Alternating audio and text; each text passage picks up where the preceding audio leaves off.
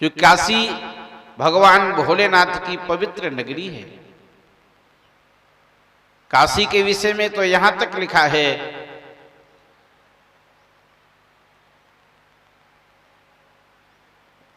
कि काशी भूमंडल में है ही नहीं।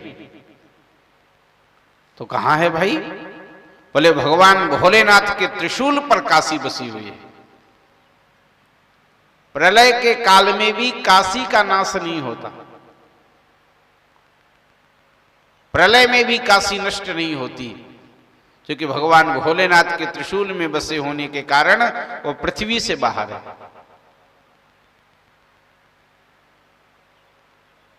काशी की महिमा में तो पुराणों में इतनी बातें लिखी हैं, कोई कैसा भी पातकी हो,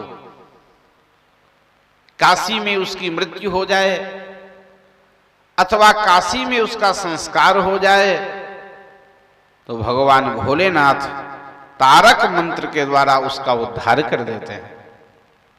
तारक मंत्र क्या है? भगवान का नाम राम, और राम नाम के प्रति भगवान शंकर के हृदय में कितनी श्रद्धा है ये तो आप एक ही श्लोक से समझ लेंगे। राम रामेति रामेति रमे रामे मनोरमे सहस्रनाम तत्तुल्यम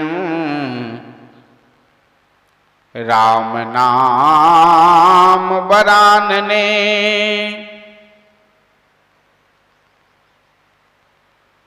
माता पार्वती जी का नियम था नित्य विष्णु सहस्त्र नाम का पाठ करने के बाद ही भोजन करती थी। एक बार भगवान शंकर ने कहा कि देवी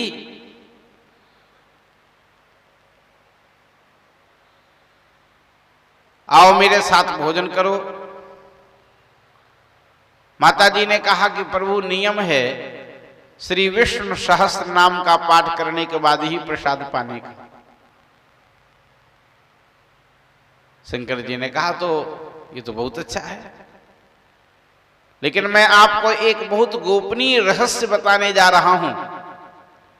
मां चौकन्नी हो गई, सावधान हो गई, और भगवान शंकर ने यही रहस्य बताया कि राम रामेति रामेति रमे रामे मनोरमे सहस्र नाम तत्तुल्यम राम नाम वरानने। 1000 नाम के बराबर है भगवान का नाम राम। अच्छा, माता पार्वती ने अश्रद्धा भी नहीं किया, तुरंत भगवान शंकर के वचनों पर विश्वास करके और श्री राम शब्द उच्चरित करके और उनके साथ प्रसाद पा ली। अरे जपि जेई पिय संग भवानी, बड़े प्रसन्न हुए शंकर जी।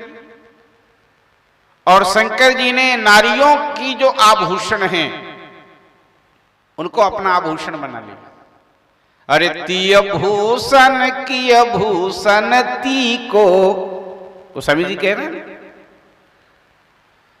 नारियों की जो आभूषण हैं उन भगवती पार्वती को अपना ही आभूषण बना लिया, यानी आधा अंग प्रदान कर दिया, और भगवान शिव का नाम अर्धनारी नटेश्वर हो गया।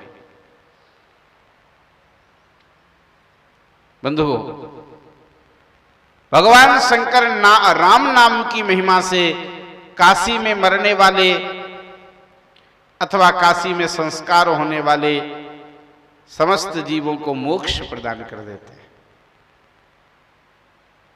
काशी की बड़ी महिमा।